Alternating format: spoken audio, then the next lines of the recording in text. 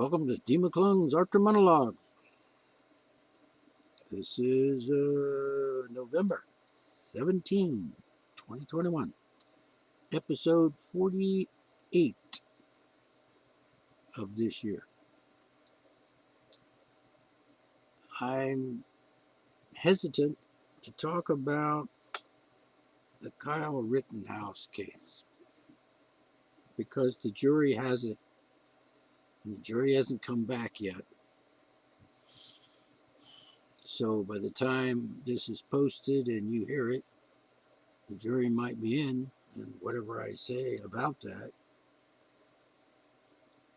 might be irrelevant to some degree. However, to speak about it now, previous to hearing a verdict and seeing how it plays out from there, I want to make an observation about it. And the observation, regardless of the verdict, should be relevant as on its own. So here it is. It's a matter of perspective. And in order to come to some logical, rational conclusion, based on facts, based on critical observations, we could come to certain conclusions, and let's call them tentative conclusions at this point.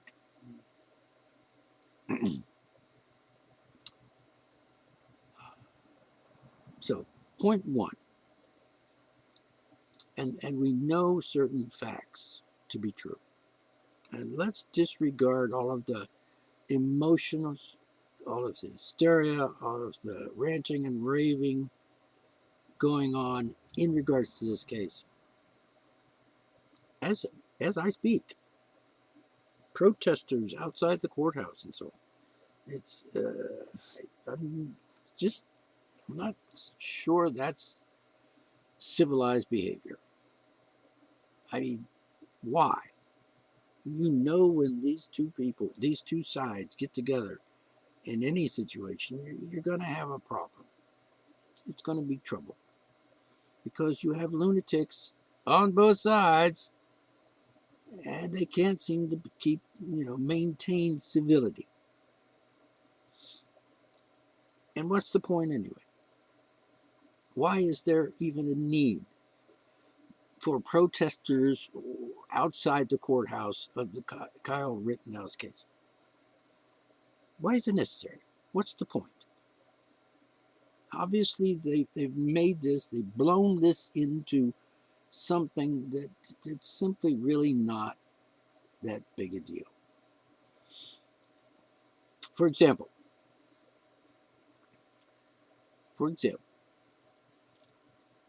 people kill people every day for all kinds of reasons. Probably not any good reasons at all. We have different words for this: murder, homicide.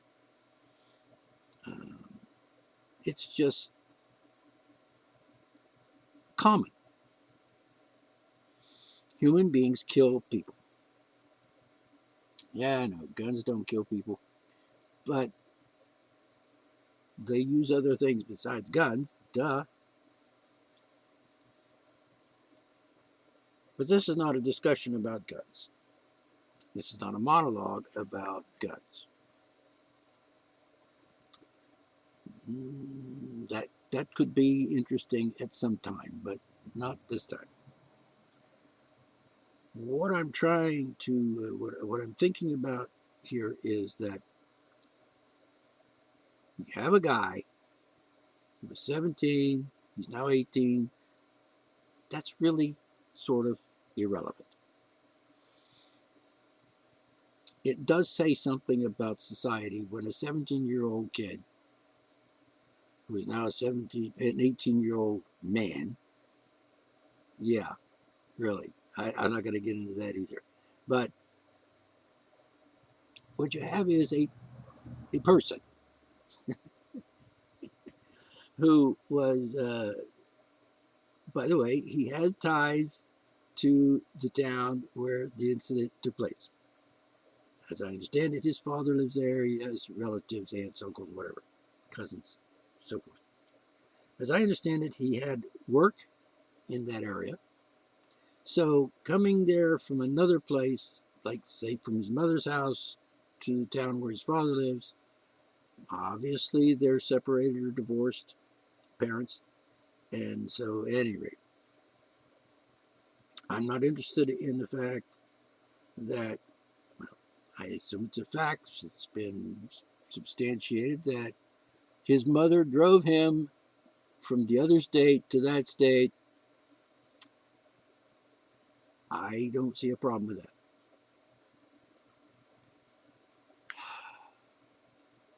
He crossed state lines with a gun. Well, I don't see a problem with that either. I think, see, there's two different aspects of this question. One, should anybody be carrying a gun on the streets of a town? Any age. Why would that even be a thing? Why would someone go to a town, even if his father lives there and so on, even if he has work there or jobs there, he does things there. Maybe he goes to college somewhere in the area. He's studying nursing, I think. Whether he was doing that before or after the incident of last year, I don't know. But here's this perspective. The young man walking in the streets of a town during a protest, which at some point, and there were violence, there was looting and fires and so on. So let's say there was a riot going on. Why was there a riot going on? What's the root cause of all of this? The rioting and so on. Well, apparently a police officer shot a black man in the back 7 times, and I don't know, I heard that at some point he was paralyzed. I don't know if that's true. Maybe he is, maybe he isn't. But that perspective of it is not relevant to what I want to talk about. But he came, he was there, he says this is what the reason was, and so on. What I want to know is if his reason was to come there and to, say, protect property from the rioters. Now, I'm not saying protesters, because the protesters and the rioters are not, in my opinion, the same thing. I don't think a rioter can be linked to a protester, because if you're protesting and rioting, are two different things, and you're doing both at the same time, there's something wrong with that concept. I'm protesting the shooting of a black man because I'm black, and maybe I'm white too, and I sympathize with this, and they come up with this Black Lives Matter stuff, and that's not a part of an issue either. The thing is, why would you put yourself in that situation? Why would anybody do that? With a gun, AK, whatever it was, even. I mean, I could see maybe a man carrying a pistol around for some reason, protection, self-protection, so on. I could see a person having a gun if they're like protecting property, their own property, or their neighbor's property. Like in town, there's a store, I'm going to protect the store property because there are people that are causing damage. I will go there and stand in front of the business and protect the property, or I will try to protect the people that might be in the house or in the property or on the street, whatever. Who may have anything whatsoever to do with any protests and so forth. All right. Well, okay. Let's say that's a noble cause. I'm going to go to this town and protect property and give aid to injured people. I don't remember hearing anything about Kyle giving aid to anybody who was injured. So if that was his purpose, when did he do this aid to injured people that were involved in the riot, as it were? And is he there just to help the injured people who are protesters who are injured, or innocent bystanders who are injured, or cops who may be injured during the course of them trying to do their job in regards to the riot, and so forth? I don't have any details on that. I have no idea what went on with that. There are other people who supposedly were there for the same purpose: protect property or aid, lend aid to those injured or harmed during these times of the riot. And if that's true, I have no evidence that anything like that happened. I don't know that Kyle did any aiding injured people on either side of that question. So, is he protecting property? All right. Well, I heard that the owners of that particular business did not ask him specifically to come and help. And if he's a part of some sort of quizzy organization that does that sort of thing, then did the owner of the property, the, what is it, used car or car dealership? Did the car dealership owner say, "Hey, I want some people to come and help me, protect my property"? Did he or not? I don't know. Perhaps somebody has mentioned that. I think the property owners did say that they did or they didn't. I think it was they didn't, so I don't know. Don't have that information. Can't make a decision on that. No information, then you can't come to a conclusion. At least not a valid one. But let's say he was just there generally to protect property of the city people. General property in general. Too many generals there. All right. Suppose that was his intention. Fine. I can see that. I can sympathize with that position.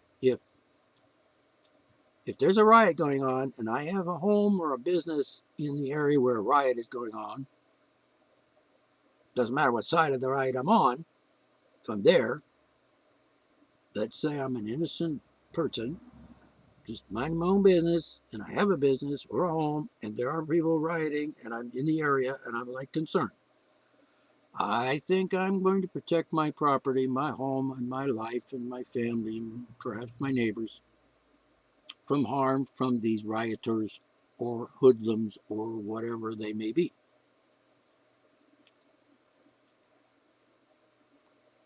I don't think it's a good idea to suggest that I'm going to go and protect my home, my business, my family, or my neighbor's business, or whatever, from protesters.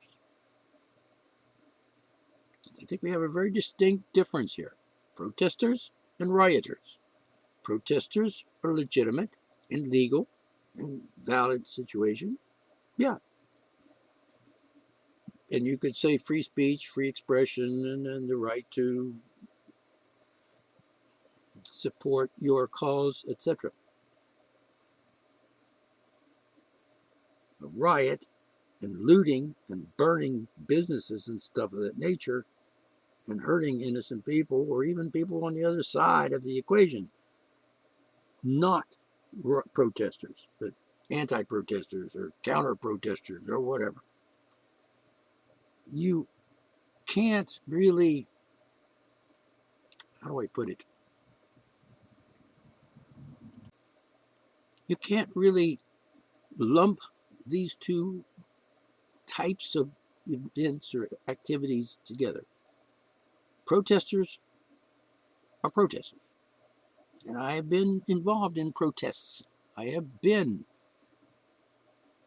in my case, one that I can remember that I participated in was the Poor People's Campaign, Martin Luther King and so on, back in the 60s. And we went to D.C. and we hung around and did our little demonstrations in front of the White House or whatever, which of course may or may not have done any good at all. But I was not violent. I did not participate in any violence. I don't know if there was any violence. I don't remember anyone looting and rioting and burning and stealing and whatever during the Poor People campaign that I participated in for a few days.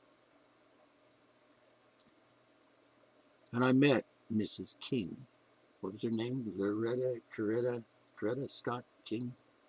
I met her in person, talked to her and shook her hand and so on. I was impressed. At any rate, there wasn't any violence, there wasn't any rioting, there wasn't any looting. And of course, the protest was not necessarily one of protest against, cops killing black people or whatever. Totally different situation, I suppose. So let's put that aside. I mentioned it because it happened and I participated in that. So it's not like I haven't done that. Participated in protests for a cause which was worthy. Today, we have a protest, and somehow or another, there is also, there's, to me, it just seems like the protests today are not reasonable. And there's a lot of violence and killing and damages, and people get injured and so on. If I thought that was going to happen to me when I went to Washington, D.C. at that time, if I thought anything like that was going to happen, I wouldn't have gone. I just wouldn't have put myself in harm's way. I wouldn't have put myself at risk. And I wouldn't want to be associated with things like that. Though I'm sure that the people that went there in the Poor People's Campaign have no intentions of doing any violence, rioting, or any of that kind of thing. So that's a different situation, I think. But that's the way I look at protests: is you go, you're peaceful, you do your thing, you say what you have to say, you make it known that you're upset or whatever, and you try to make change occur, and that's fine. Today, protests are not like that, I don't think. They're more of we're pissed off and we want to hurt somebody and we want something done, damn it. Or else. And a lot of people who are involved in protests today in regards to, let's say, police shootings of innocent people or unarmed people or whatever, and black people. The thing is today that we find that the black communities and their associates or supporters or whatever that may be white are angry and demand action.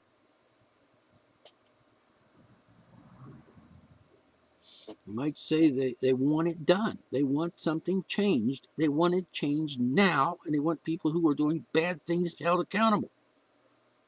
Now you can hear the same thing on the far right, the right wing, conservative, Republican, crazy, batshit crazies, but not that all Republicans or whatever are batshit crazy. Many are just lunatics. And I won't get into the Donald Trump lunacy era, but anyway. So here's the thing about, I think I've kind of got a background going here. Here's the thing. Protests, one thing. Riots and violence and burning and looting and all that, another thing. I can't think that those two are related. I mean, they're not the same people. You have protesters that are being protesters during the protest thing, and then you have rioters that happen to be taking advantage of the protest to do their thing, which is not a legal thing and not a legitimate thing. You don't, you know, if you're burning someone's store down, you're not protesting. You're being a criminal. You're being violent. You're being a criminal. You're being destructive. You're being crazy.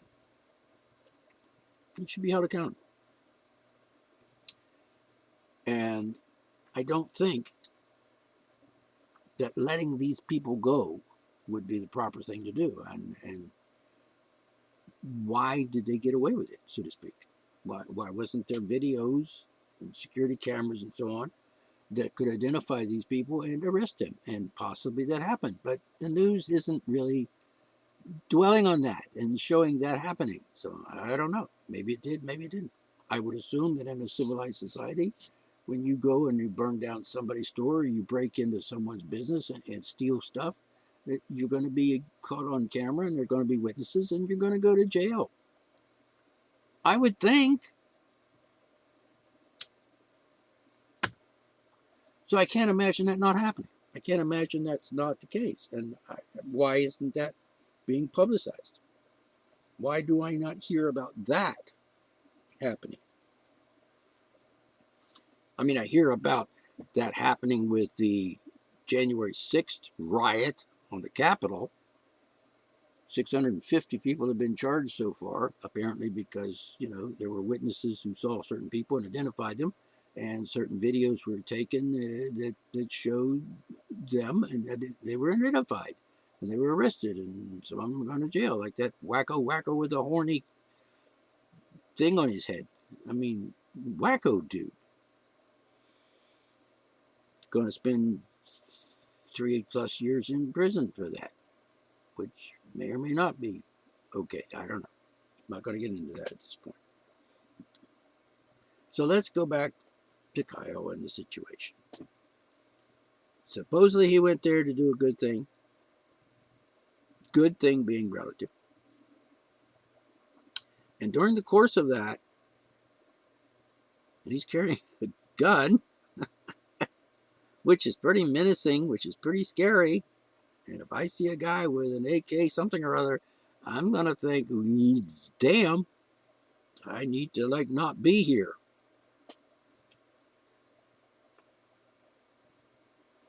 And I'm not a pussy, but I've got enough brains to know that you just don't want to be around people that have that kind of gun. And when I say that kind of gun, I mean, you know, big, ugly thing. Not that I'm anti-gun. I'm very much in favor of keeping the Second Amendment and respecting it by the government and exercising the right to keep and bear arms. So the charge against Kyle was dropped for the weapons thing because, you know, according to Wisconsin law, he had every right to carry the gun and be possession of it and cross state lines with it. So that charge was dropped, and I'm proud that the judge recognized that that would be a silly charge, and you know, who's going to convict someone on that since the law says, yeah, sure, you can. So it comes down to basic, simple reality here is there was something happened, an incident happened. Kyle shot 3 people. 2 of them are dead, 1 of them injured.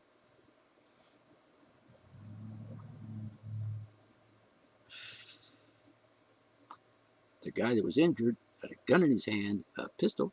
It's clear by the videos that he had a pistol in his freaking hand. All right. So he did. There's no question. So if I'm somewhere and a guy has a gun and he points it at me, I'm pretty damn sure that I'm going to defend myself, and I'm going to assume that my life is at risk if he's pointing a freaking gun at me. Now, if I'm just minding my own business doing what I'm doing, and I happen to have a gun, and this other guy comes running at me and has a gun in his hand, first thought I'm going to have is, shit, I'm going to get hurt. Cocking my gun. If he gets within firing range of me, and he's looking at me, and maybe he's saying stuff to me as he's running towards me, like, I'm going to kill you, motherfucker. You know, I'm pretty sure that the best thing for me to do at that point, since I can't really, disappear, is I'm standing there in the middle of the parking lot, and guess what? I'm going to be pointing my gun back at the guy.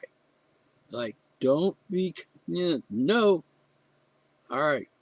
Okay. I'm confusing the issue. I'm getting carried away here. The guy in the parking lot apparently didn't have a gun, but he was rushing towards me saying, I'm going to kill you. I'm going to kill you. I'm going to kill you. Whatever. All right. I'm thinking, yeah, I'm going to defend myself. It doesn't matter why I was there. It doesn't matter what I was doing there. I'm standing there.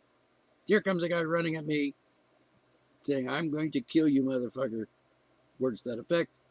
I'm thinking, I got to defend myself because I'm not going to let him do that. I'm not stupid. So I'm stopping the guy from getting close enough to me to hurt me. So that's self-defense. There's no way of looking at it otherwise.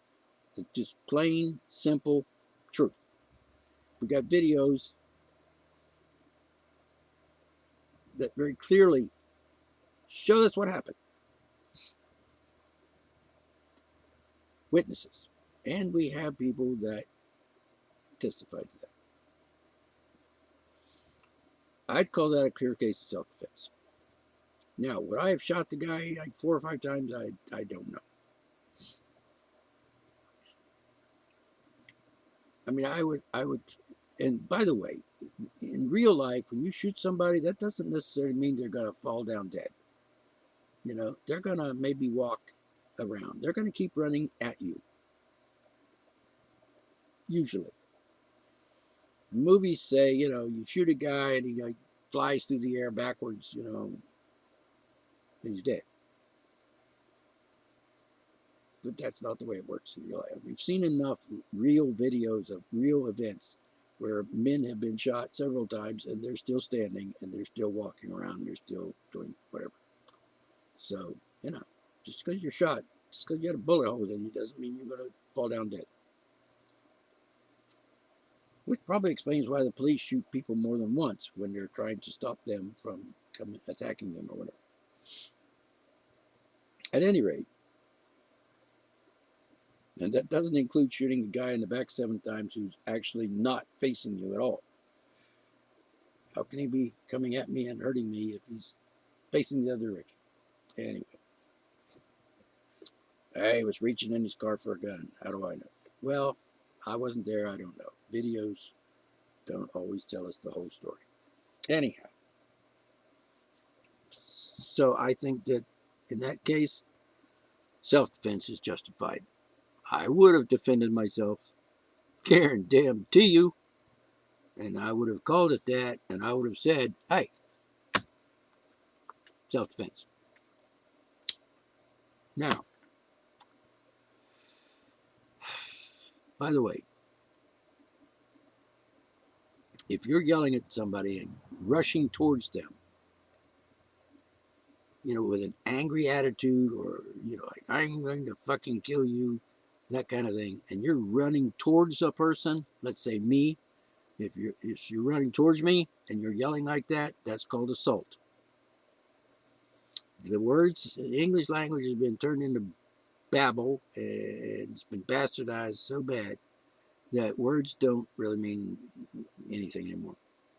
But I think I'm going to fucking kill you is pretty clear. But that's called assault, meaning I haven't touched you yet, I haven't shot you yet, I haven't hit you yet, but I'm coming at you. That's assault. That's back in the old days when they had battles. They said, we're going to assault the fort, meaning we're standing outside the fort, we got our guns, we're aiming our guns at the fort, and we're running towards the fort, shouting, we're going to attack the fort, and you people inside the fort are going to die, and we're going to kill you. And, you know, that's assault.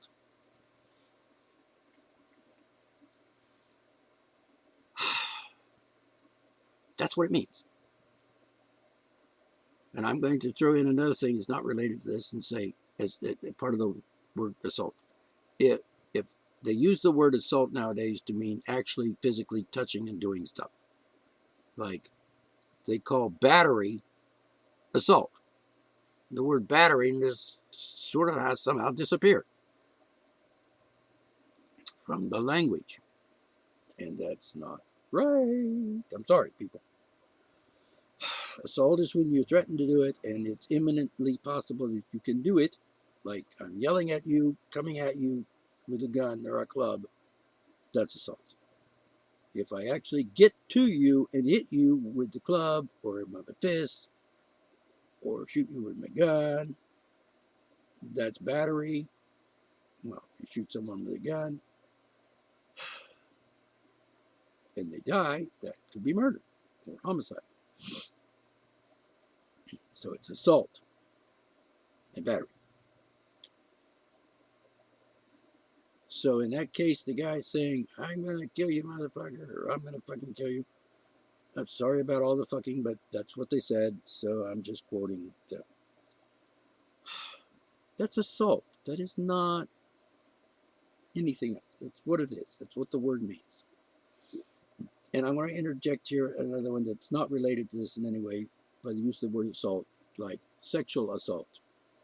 He assaulted her. If he assaulted her, then he didn't rape her. I mean, if he assaulted her, then he raped her. Two different things. So if you rape someone and they say, she was sexually assaulted, wrong. That's not what the word means. Sexually assault means I'm standing there over you, or you're on the ground. Let's say you're a woman, I'm a guy, and I'm standing over you, and yanking out my dick, and I'm saying, I'm gonna fuck you. That would be assault. When I actually get down, stick my dick in your pussy. I shouldn't say those words. Anyway, being graphic here. If I actually get down and I, holding your arms down, I'm sticking my dick in you, that's rape or battery, as the case may be. So assault is threatening in an imminent way to do it and then doing it. So doing it is not assault. Threatening to do it is assault. So I'm going to rape you and I'm in a position where I actually can rape you. In other words, I'm standing over you and you're on the ground, I'm saying I'm going to rape you. And I'm pulling out my dick and getting ready to come down and, stick it in, then that's assault. When I actually get down, hold your arms down, yank your panties off and stick it in, that's battery. That is not sexual assault, that's battery. It happens to be sexual in nature, it's still battery. Why they changed the rules on that and changed the language is beyond me, because it's just stupid. They've made something that it isn't. They've given a word the definition that it doesn't apply. And you just can't do that. It's just wrong. All right, getting back to the case. So Kyle is going down the street, and apparently he's being chased by somebody else. Maybe more than one person. 2 people, perhaps, or more. He has thoughts to believe that he's going to be harmed.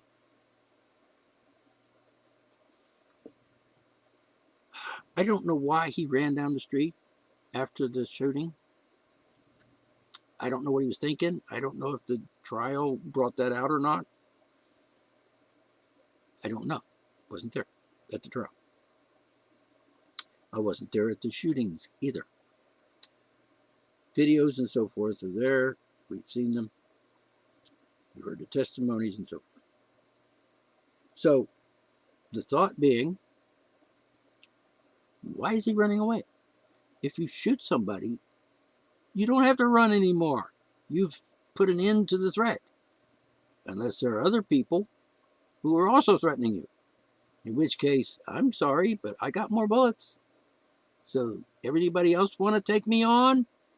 Threaten to kill me? Do it now. I'm not running down the street. It's just not a good idea.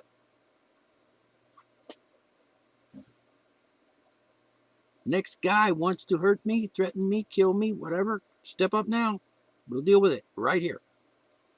We can let the bodies pile up on top of the other guy. I'm not running. Anyway,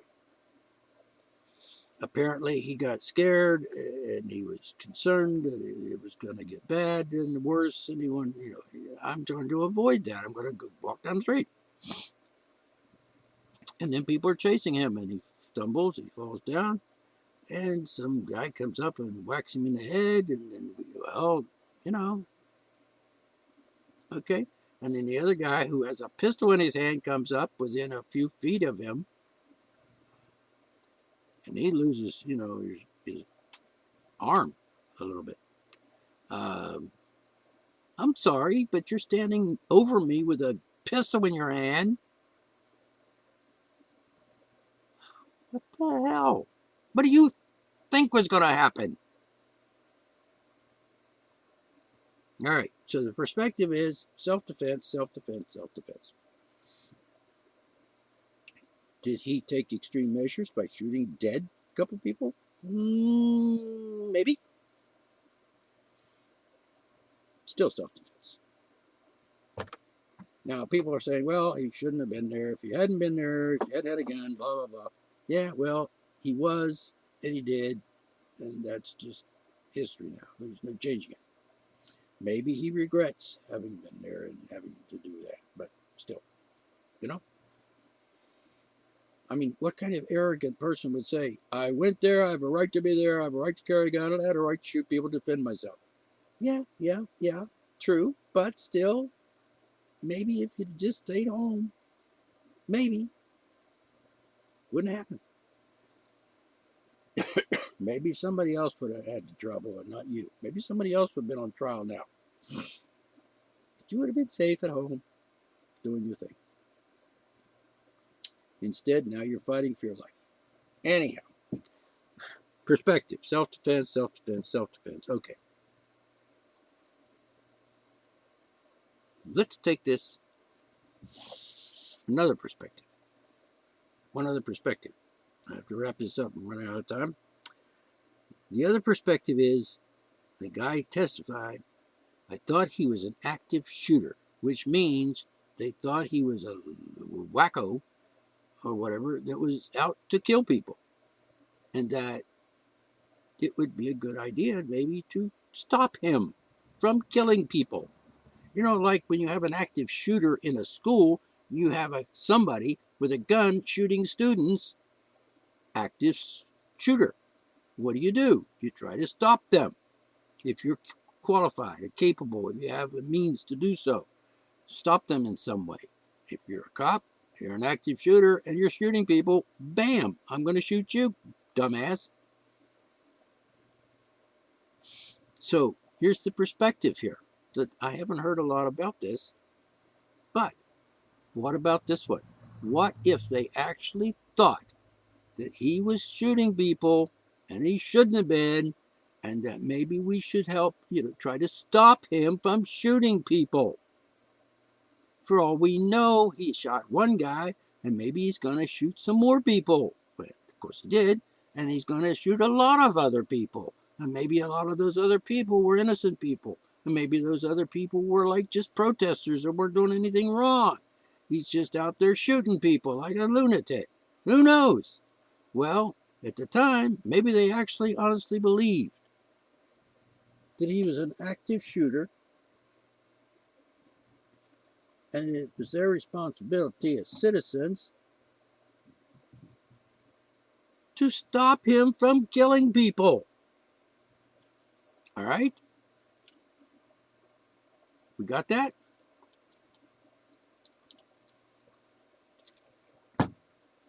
Maybe that's what they thought. Maybe all three of those people that were shot, dead, and injured actually thought he was a lunatic with a gun and he was shooting people dead or whatever. And, we need to stop him. So I'm going to go up to him and I'm going to try to, take away his gun. I'm distracting him by, whacking him with my skateboard or whatever. And I'm going to grab his gun and take it away from him because, stop killing people, you crazy bastard. So maybe the people that got shot, I don't know about the first one, but the other two, maybe they honestly thought he was a lunatic with a gun and he was murdering people. And he needs to be stopped. Just like a policeman would come up on the scene and say, "You got a gun." What did they do? The first thing you do, you tell the guy with the gun, "Put down the fucking gun." And, maybe like get down on the ground, drop the gun, then they take a gun and get it away from the guy before they even ask questions. We know that shots were fired. You got a gun. Disarm the guy that might be responsible for shooting the gun and shooting at people or shooting people. Disarm the person doing the shooting and then ask questions about like what happened and what's going on here. So maybe they thought, let's disarm him first. Maybe the cops will come by and arrest him for shooting somebody. And then they can sort it out. So that's the other perspective. And I don't hear anybody talking about that. Except that they say stuff, and it's kind of, hey, let's ignore that. I hope the jury doesn't ignore that, because that's a very valid perspective. So if that is the perspective, and they thought they were just innocent people, not counting the guy that says, "I'm going to kill you," or "fucking kill you," whatever, because I don't know the situation and why you would say that. But, I mean, if he wasn't doing anything, then why would they say that to him? All right? So anyway, that's this perspective. He was defending himself because he wasn't really doing anything wrong. He was trying to help out a bad situation.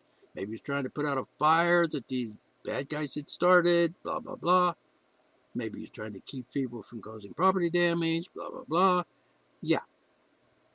And he thought he was just doing that, and then people start attacking him, and he starts defending himself. And you're right. But the other two people, the one that was injured and the one that was killed on the street, maybe they actually thought he was murdering people and like, let's stop him, which would seem a valid thing to do. Now, he didn't know that, maybe he just thought they were going to hurt him, so he defended himself. They thought he was hurting people and they needed to stop him from hurting people. Two very valid positions. All right, so I'm just presenting that to you to think about. This has nothing to do with riots and protesters and black and white people or racism or any of that shit. This is just a simple case of some people, 3 or 4 people, some things happen, bad shit happen, bad things happen to people. Different perspectives. Some people might be wrong. They might misunderstand. They might have the wrong idea. Everybody in that situation probably had the wrong idea. Maybe they weren't going to kill him. Maybe they were just going to disarm him so he didn't kill anybody else. Maybe they believed that he was harming other people and they had to disarm him. So, 2 perspectives, actually 3 perspectives. Which one is acceptable? Which one is valid? And which one should be considered the ultimate reason to find him guilty or innocent in his charges? All right? So, by the way, I am not presenting this in order to start a discussion. I'm mentioning this as my perspective of the perspective for you to think about. And if you want to talk about it amongst yourself. And you can leave a comment in the comment section if you want. Just keep it civilized. And that's all I got to say about that for now. All right? Thank you very much. Bye-bye.